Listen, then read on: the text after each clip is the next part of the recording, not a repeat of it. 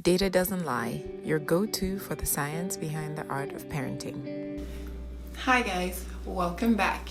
So this week there's been a lot in the news lately about around the phrase "I can't breathe" and around Black Lives Matter, and I talk about it in our Monday weekly check-ins, but I want to keep these videos sort of just dedicated to our core content, right? Newborns. So I pulled from what's happening in the news lately, and we're just going to talk about what breathing looks like in a newborn, in a neonate, what normal, abnormal breathing looks like. So grab a cup of tea, iced tea, because it's boiling outside, and we'll dig in when we get back.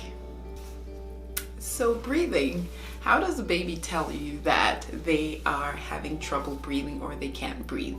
We'll just look at it at different phases. So in utero, when the baby's still in the womb, we expect the baby to have breathing movements, meaning we want to see movement of the chest wall and the diaphragm. That tells us that things are progressing the way they should. The nerve control to those areas is progressing. The muscles are growing the way they should. So that's important.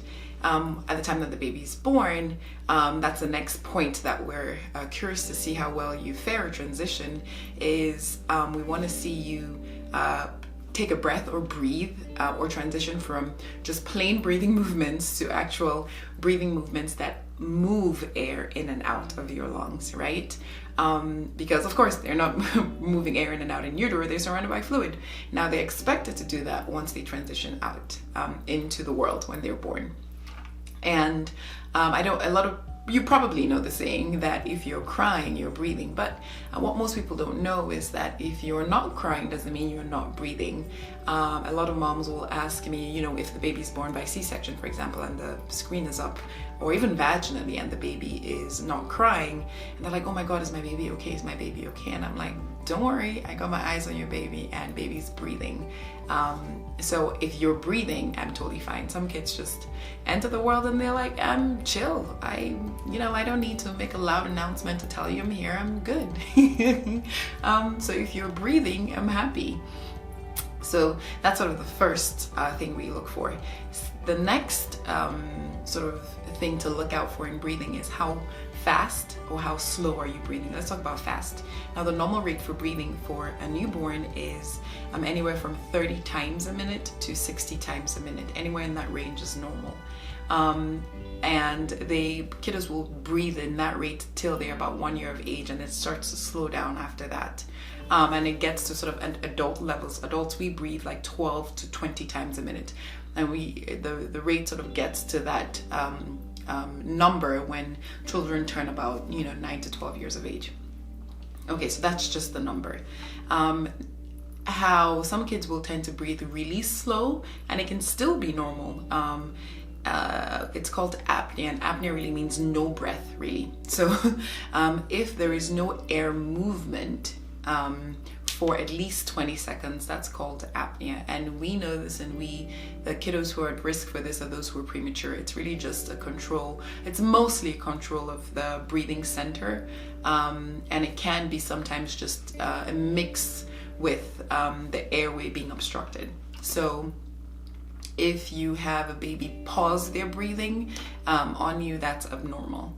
Now the other end of it is if a baby's breathing faster than 60 times a minute consistently, and then that's abnormal. Because they'll cry, they'll run, and they'll breathe really fast. That's abnormal. When children have fever, their breathing rate actually goes up. So if if the number goes up and they're still really comfortable, we are okay watching that, but that's something you should reach out to your pediatrician for. Now, outside the number, the way in which children breathe is also something to look out for.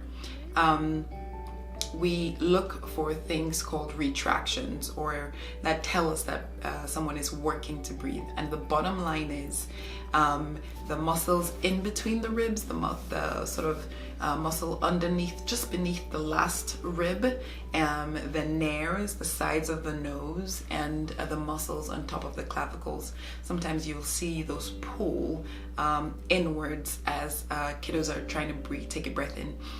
So that is just to help pull the rib cage out to sort of get air in, because they're having trouble breathing for any number of reasons.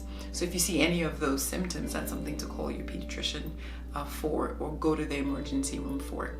My last tip is when kiddos have trouble breathing, the bottom line is they're working to breathe to be able to get in oxygen, or in order to send out carbon dioxide. And in doing that, they may fail, and they may not be getting what they need. So if they are lacking oxygen, then they start to look pale. And I say pale because that's what most people will understand it as, and that will be very different what it looks like will be very different depending on ethnicity and race. So in a Caucasian child, you will see pallor cyanosis. They will actually look blue, versus in an African American kid, they will sort of look grayish, just because of the extra tint of melanin. So it's good to bear this in mind when you're looking at the baby.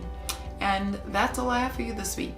I'd like you guys to actually start asking me questions if you want. Just ask questions in the comment section of the video, and I'll answer the questions in the next video. That way we can, keep a chat going and see who's here, and we'll do that. So every time you ask me a question in this video, I'll answer it in the next video. Share, like, and subscribe, and I'll see you guys next week.